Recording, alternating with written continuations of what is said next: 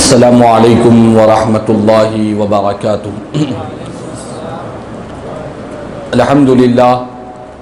الحمدللہ رب العالمین والصلاة والسلام علی سید الانبیاء والمرسلین وعلی آلہ الطیبین الطاہرین واصحابہ الاکرمین الافضلین وعلی من والاہم وتبعہم وسار علی نہجہم واستنى بسنتہم الی یوم الدین، اما بعد فقد قال اللہ تبارک وتعالی فی شان عظمت حبیبہ الکریم: اعوذ باللہ من الشیطان الرجیم، بسم اللہ الرحمن الرحیم۔ ان اللہ وملائکتہ یصلون علی النبی یا ایھا الذین آمنوا صلوا علیہ وسلموا تسلیما۔ اللہم صل علی سیدنا مولانا محمد وعلی آل سیدنا مولانا محمد وبارک وسلم صلاۃ و سلاما علیک یا سیدی یا حبیبی یا رسول اللہ صلی اللہ تعالی علیہ وسلم۔ نوری محفل پہ چادر تنی نور کی، نور پھیلا ہوا آج کی رات ہے، چاندنی میں ہے ڈوبے ہوئے دو جہاں، کون جلوہ نما آج کی رات ہے۔ عرش پر دھوم ہے، فرش پر دھوم ہے، عرش پر دھوم ہے، فرش پر دھوم ہے، بد نصیب ہے وہ جو محروم ہے، پھر ملے گی یہ شب کس کو معلوم ہے، ہم پہ لطف خدا آج کی رات ہے، ہم پہ لطف خدا آج کی رات ہے۔ لوٹ لو لوٹ لو اے مریضو گنج سخا لوٹ لو، لوٹ لو لوٹ لو اے مریضو گنج سخا لوٹ لو، باب رحمت کھلا آج کی رات ہے۔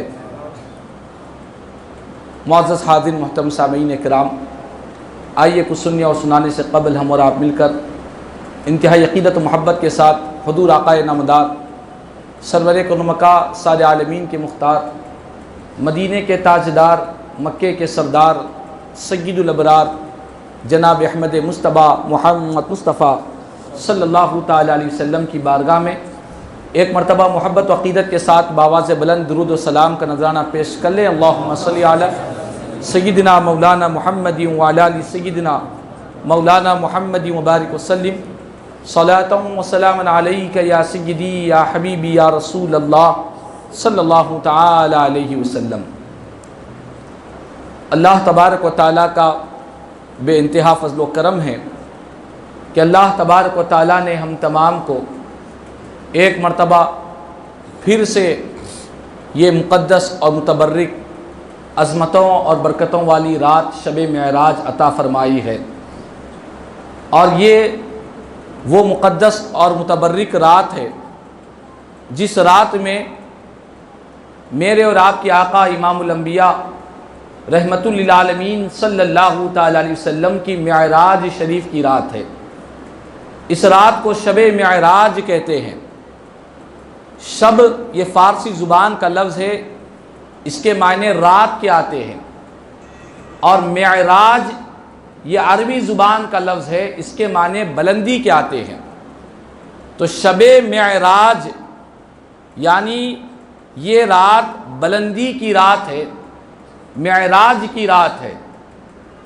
اور ہمارے علماء نے یہ بات بیان کی کہ اس رات کو شب معراج کیوں کہتے ہیں، اس رات کو بلندی کی رات کیوں کہتے ہیں، ترقی کی رات، معراج کی رات، بلندی کی رات، اس رات کو کیوں کہا جاتا ہے؟ یاد رکھ لیں، اس رات میرے اور آپ کے آقا امام الانبیاء رحمت للعالمین صلی اللہ تعالی علیہ وسلم مکہ مکرمہ سے بیت المقدس مسجد اقصیٰ تک حضور نے سفر فرمایا۔ بیت المقدس کے بعد نبی پاک علیہ الصلوۃ والسلام نے آسمان دنیا کا سفر کیا، پہلے آسمان، دوسرے آسمان، ساتوں آسمان کا حضور نے سفر فرمایا۔ اس رات میرے آقا جنت کو تشریف لے گئے، جہنم کا ملاحظہ کیا، سدرۃ المنتہا پر پہنچے، عرش الہی پر پہنچے، اور یہاں تک کہ بلندیوں سے ہوتے ہوئے لامکان تک پہنچے، جہاں پر کوئی مکان نہیں، کوئی جگہ نہیں، لامکان کی بلندیوں میں نبی پاک علیہ الصلوۃ والسلام نے اپنے ماتھے کی کھلی آنکھوں سے اپنے جسم کے ساتھ جاگتے ہوئے حالت بیداری میں رب کا دیدار فرمایا۔ حضور کا یہ جو دیدار الہی ہے، رؤیت باری تعالیٰ ہے، سرکار نے اس رات اللہ کا دیدار فرمایا، یہی میرے آقا کی معراج ہے۔ اور یہاں ہمارے علماء نے یہ بات بیان کی کہ دیکھو، معراج کی رات نبی پاک علیہ الصلوۃ والسلام مسجد حرام سے مسجد اقصیٰ تک گئے، تو مسجد اقصیٰ تک سرکار کا جانا یہ حضور کی معراج نہیں ہے، بلکہ یہ مسجد اقصیٰ کی معراج ہے۔ اور مسجد اقصیٰ سے حضور پہلے آسمان تک تشریف لے گئے، تو پہلے آسمان تک جانا یہ سرکار کی معراج نہیں ہے، پہلے آسمان کے فرشتوں کی معراج ہے۔ وہاں سے میرے آقا ساتوں آسمانوں کا سفر فرمایا، جہاں جہاں حضور کے قدم مبارک جاتے رہے، جہاں جہاں میرے آقا تشریف لے جاتے رہے، اس مقام کی معراج ہوتی رہی۔ فرشتے سرکار کی خدمت میں رہے، تو یہ سرکار کی معراج نہیں بلکہ یہ فرشتوں کی معراج تھی، یہ فرشتوں کی بلندی تھی، کیونکہ احادیث کریمہ گواہ ہے کہ فرشتے رب کی عبادت کرنے کے بعد، ہزاروں سال رب کی عبادت کرنے کے بعد، فرشتوں سے رب راضی ہو کر سوال کیا کہ اے میرے فرشتوں، مانگو کیا مانگتے ہو؟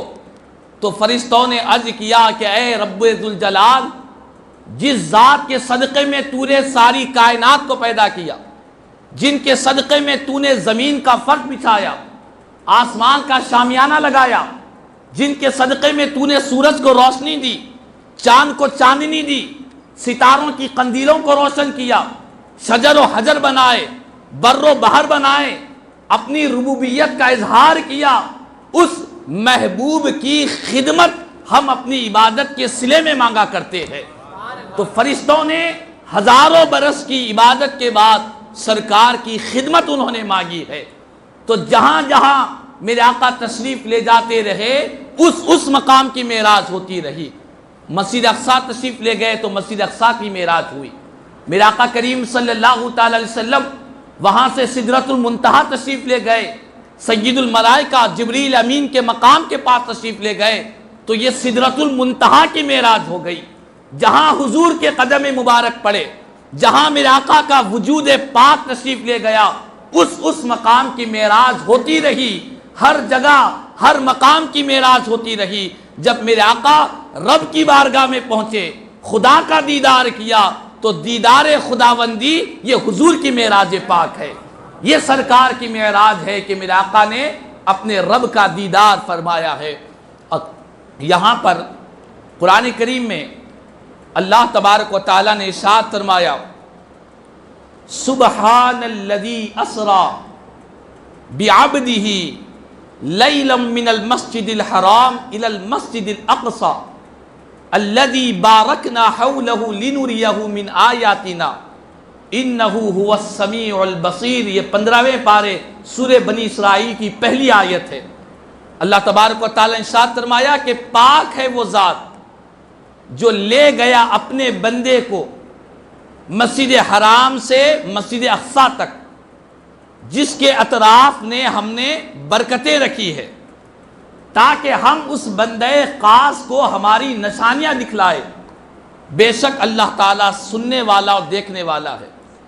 یہ آیت معراج ہے۔ اس آیت معراج کا جو پہلا کلمہ ہے وہ کلمہ سبحان ہے۔ سبحان کے معنی ہیں اللہ کی وہ ذات جو ہر عیب سے پاک ہے، ہر کمزوری سے پاک، ہر عجز سے پاک، ہر ناممکن اور کمزوری عاجزی سے پاک جو ذات ہے وہ اللہ کی ذات ہے۔ سبحان کے معنی پاک ہے وہ ذات۔ اب یہاں پر مفسرین اکرام نے بیان کیا کہ معراج کا واقعہ بیان کرنا ہے تو اس کلمہ سبحان سے کیوں بیان کیا گیا؟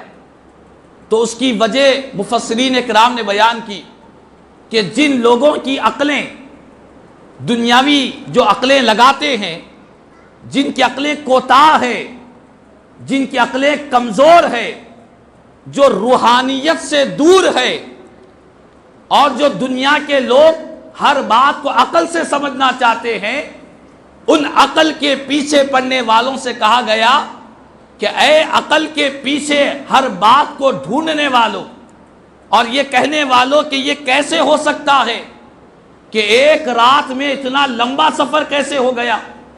مسجد حرام سے مسجد اقصی تک کا سفر 1 مہینہ اور بعض روایات میں 2 مہینے کا سفر ہے، پھر وہاں سے لے کر 7 آسمانوں کا سفر، ایک زمین سے لے کر ایک آسمان تک کا جو سفر ہے 500 سال کا سفر ہوا کرتا ہے، اور ایک آسمان سے دوسرے آسمان کا سفر 500 سال کا، اس طرح 7 آسمانوں کا سفر حضور نے فرمایا، اور ایک ایک کی مسافت 500 سال کی ہے۔ تو جو لوگ عقل کے پیچھے پڑتے ہیں وہ یہ تصور کرتے ہیں کہ یہ کیسے ہو سکتا ہے، ہماری عقلیں نہیں مانتی ہے، تو قرآن کے پہلے جملے میں کہا گیا کہ دیکھو یہ جو ذات جا رہی ہے تم مخلوق کو دیکھ رہے ہو، لے جانے والی ذات خدا کی ذات ہے، وہ ذات ہے جو سبحان ہے، اس کے لیے کوئی چیز ناممکن نہیں ہے، وہ ہر کمزوری سے ہر عجز سے پاک ذات ہے۔ اسی لیے فرمایا کہ واقعہ معراج پر زبان کھولنے سے پہلے، شک و شبہ کرنے سے پہلے اس لفظ سبحان کو دیکھ لو کہ لے جانے والی ذات ہر عیب سے پاک ذات ہے، اس کے لیے کوئی چیز ناممکن نہیں ہے۔ اور یہاں پر جو لوگ عقل کے پیچھے پڑتے ہیں کہ بات عقل میں نہیں آتی کیسے تشریف لے گئے، تو اس کے لیے سیدی محدث دکن حضرت سیدنا عبداللہ شاہ نقشبندی مجددی قادری رحمہ اللہ اپنی کتاب معراج نامے میں عقل کے ذریعے سمجھایا کہ جو بات ہر چیز کو عقل سے سمجھنا چاہتے ہیں، یاد رکھ لیں ایمان کا تقاضا یہ ہے کہ اگر قرآن و حدیث میں کوئی بات بیان کی گئی اور وہ بات ہماری عقل میں نہیں آتی تو عقل کو نکال کر پھینک دیا جائے، قرآن و حدیث کی بات کو مان لیا جائے۔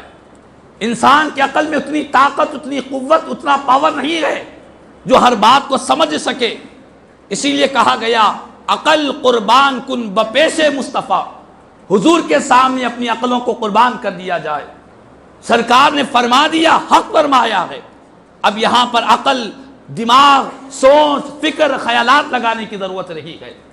تو محدث دکن رحمۃ اللہ تعالی علیہ نے فرمایا کہ دیکھو اگر واقعہ معراج کو اگر سمجھنا چاہتے ہو کہ اتنا لمبا سفر، اتنا طویل سفر، ہزاروں سال کا سفر ایک لمحے میں کیسا ہو گیا، مختصر وقت میں کیسے ہو گیا، آپ فرماتے ہیں کہ سنو، تم یہاں بیٹھ کر، یہاں اپنے مقام پر بیٹھ کر دنیا کے کسی بھی حصے کا تم خیال کرو، ایک لمحے میں تمہارا خیال وہاں پہنچ جایا کرتا ہے۔ مثلا آپ مدینہ پاک کو جا کر آئے ہیں، آپ یہاں بیٹھے، ہند میں بیٹھ کر، دکن کی سرزمین پر بیٹھ کر آپ نے سرکار کے روضے کا تصور کیا، خیال کیا، آپ کا خیال ایک لمحے کے اندر مدینہ پاک میں پہنچ گیا۔ یہ خیال ہے جو ایک لمحے میں پہنچ جاتا ہے۔ آپ یہاں بیٹھ کر دنیا کے کسی بھی کونے میں جا کر آئے ہیں، ایک لمحے میں آپ نے وہاں کا خیال کیا، آپ کا خیال وہاں پہنچ گیا۔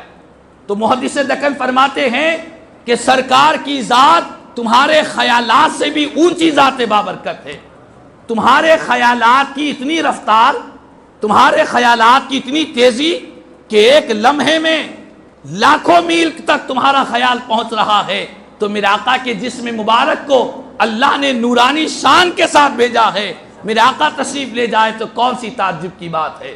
اور یہی اسی کے ساتھ ساتھ حضرت محدث دکن رحمۃ اللہ تعالی علیہ ایک اور مثال دیتے ہیں، آسان مثال، فرماتے ہیں کہ تم آسمان کے نیچے جاؤ اور نگاہ اٹھا کر آسمان کی طرف دیکھو، ایک لمحے کے پاؤ حصے میں، پاؤ سیکنڈ کے اندر ایک ہی وقت میں آپ کی نگاہ آسمان تک پہنچ جایا کرتی ہے۔ تو فرماتے ہیں کہ تمہاری آنکھوں میں، بینائی میں اتنا پاور، اتنی طاقت جو آسمان 500 سال کی مسافت کا ہے، اگر تم کسی دنیاوی سواری کے ساتھ بھی پہنچنا چاہتے ہو کافی وقت لگ جائے گا، لیکن نگاہ اٹھنے سے آسمان نظر آ رہا ہے۔ تو تمہاری نگاہوں سے بڑھ کر حضور کی ذات بابرکت ہے۔ نگاہوں کا جو پاور ہے، جو طاقت ہے، جو قوت ہے، اس سے بڑھ کر اللہ تعالیٰ نے سرکار کی ذات بابرکت کو بنایا ہے۔ میرا آقا نگاہوں سے زیادہ لطیف ہے، خیالات سے زیادہ پاکیزہ تر ہے۔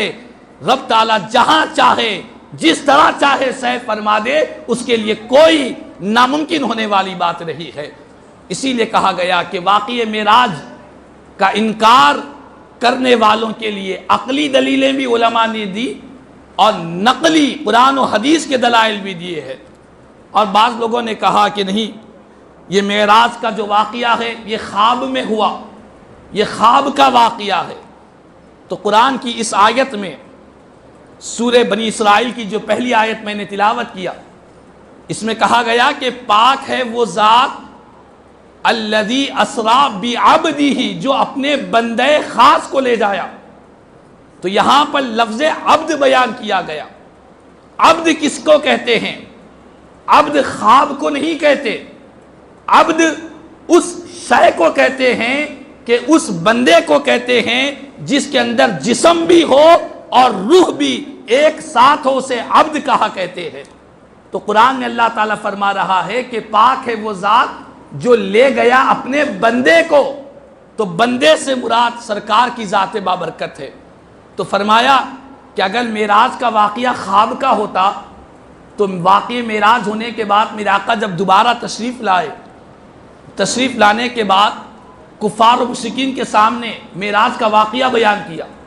کفار و مشرکین انکار کر بیٹھے۔ کفار و مشرکین نہیں بلکہ کئی جو ظاہری طور پر مسلمان ہوئے تھے وہ بھی اسلام سے پھر گئے۔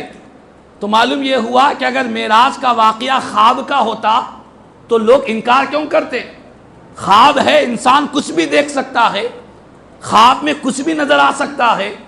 کوئی بندہ خواب میں دیکھا کہ میں یہاں بیٹھ کر کسی دور دراز ملک کو جا کر آیا ہوں، اور لوگوں سے کہے کہ میں فلاں مقام کو جا کر آیا خواب میں، کوئی انکار کرے گا؟ خواب ہے، یہاں رہ کر وہ دنیا کے کسی بھی حصے میں پہنچ سکتا ہے۔ تو کفار و مشرکین کا انکار کرنا یہ بتلا رہا ہے کہ معراج کا واقعہ خواب کا نہیں تھا، معراج کا واقعہ حالت بیداری کا تھا۔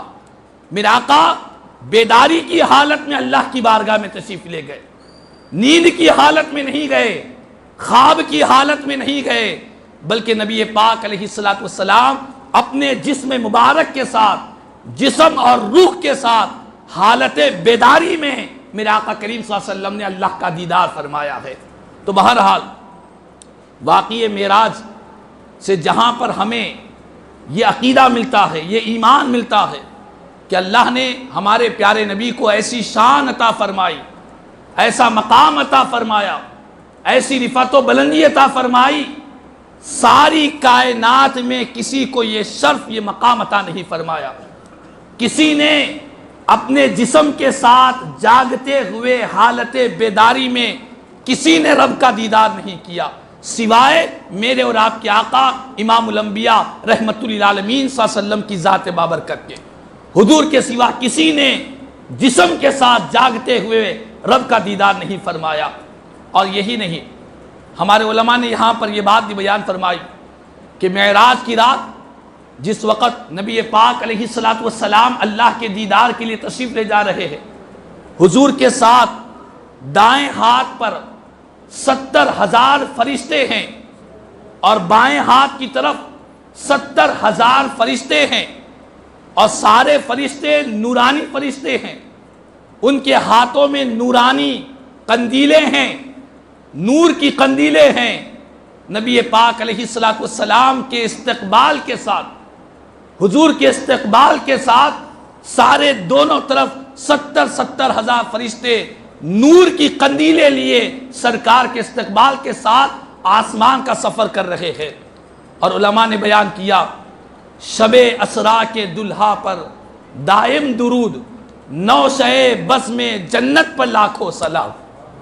حضور شب اسرا کے دلہا ہے، براتی ہوئے انبیاء اولیاء سب بنے آپ دلہا، بنے آپ دلہا، یعنی سرکار کی ذات کو دلہے کی طرح انبیاء اور اولیاء ان کے براتی بن کر، فرشتے براتی بن کر میرے آقا کریم صلی اللہ علیہ وسلم کو رب کی بارگاہ میں لے جا رہے ہیں۔ اور یہی نہیں، ایک وہ وقت آیا جب سارے نورانی فرشتے ہیں، نور سے معمور ہے، اور ہر ایک فرشتے کے ہاتھ میں نور کی قندیلیں ہیں۔ اللہ تعالیٰ نے فرمایا کہ اے جبریل، یہ تو میرے محبوب کی نور کی شان ہے، اگر میرے محبوب کے چہرے مبارک پر 70,000 پردے پڑے ہوئے ہیں، اگر ایک پردہ بھی اٹھا دیں تو یہ فرشتے حضور کے نور کا مقابلہ نہیں کر سکتے، ان کی نورانیت سرکار کے نور کے سامنے ماند پڑ جائے گی۔ اس کے بعد میرے آقا نے 70,000 پردوں میں سے پردہ اٹھایا۔ اس کے بعد فرشتوں کا یہ عالم تھا کہ فرشتوں کا نور بھی پھیکا دکھائی دے رہا تھا، اور ان کے ہاتھ میں جنت کے جو نورانی قندیلیں تھی، سرکار کے چہرے مبارک کے سامنے وہ قندیلیں بھی پھیکی دکھائی دے رہی تھی۔ اس شان کے ساتھ میرے آقا کریم صلی اللہ علیہ وسلم نے معراج کی رات تشریف لے گئے، یہاں تک کہ سفر ہوتا رہا۔